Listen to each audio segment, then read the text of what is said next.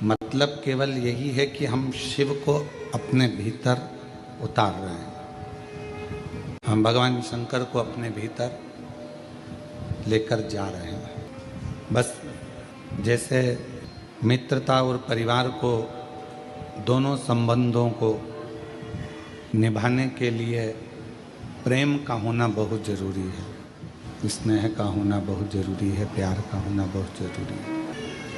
पर आज के ज़माने में मित्रता हो चाहे परिवार हो, प्रेम से ज़्यादा स्वार्थ उन रिश्तों में आ गया है। और जिन रिश्तों में प्रेम खत्म हो जाता है और केवल स्वार्थ रह जाता, वो रिश्ते बहुत लंबे समय तक टिकते नहीं हैं। फिर इन रिश्तों की कोई मूलता, उन रिश्तों का कोई महत्व, इन रिश्तों का कोई मतलब नहीं रहता, क्योंकि उनके अंदर केवल एक स्वार्थ आकर बैठ गया है, प्रेम खत्म हो गया। तो मित्रता हो, रिश्ते हों, चाहे परमात्मा की अविरल भक्ति हो,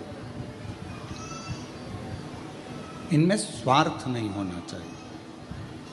ये स्वार्थ से दूर हो। जब हम स्वार्थ को त्याग कर, स्वार्थ को दूर हटाकर फिर भगवान की भक्ति करते हैं या मित्रता करते हैं या परिवार से रिश्ता संबंध रखते हैं, तो फिर वो रिश्ते बहुत टिकते हैं, वो भक्ति बहुत टिकती है, वो भगवान का भजन बहुत टिकता है।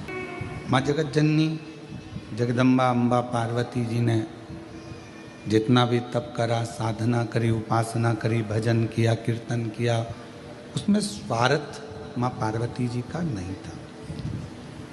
स्वार्थ के लिए नहीं करा। शिव को पाना, भगवान शंकर, ये चालू कर दो बाबा, भगवान शिव को प्राप्त करना, भगवान शंकर को प्राप्त करना,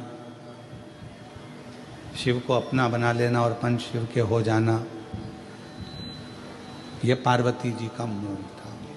उसमें स्वार्थ नहीं था, केवल शिव के हो जाना और शिव को अपना बना लेना। रिश्ते क्यों खत्म हो रहे हैं? क्योंकि उसमें प्रेम खत्म हो गया, स्वार्थ रह गया।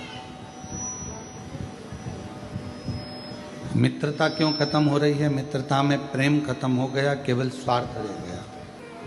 भक्ति कहाँ जाकर खत्म हो जाती है कि व्यक्ति का स्वार्थ पूर्ण नहीं हो पाता। हमने भगवान से ये मांगा और भगवान ने हमको नहीं दिया तो हम मंदिर जाना छोड़ देते।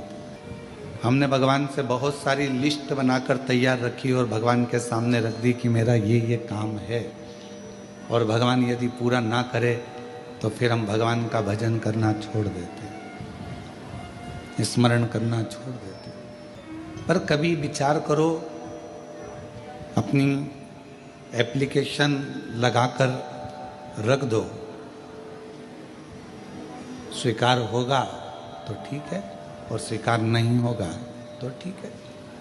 अपन ने तो अपनी एप्लीकेशन लगाई, अपन ने तो अपनी एप्लीकेशन सामने रख दी है, टेबल पर पहुंच गई है।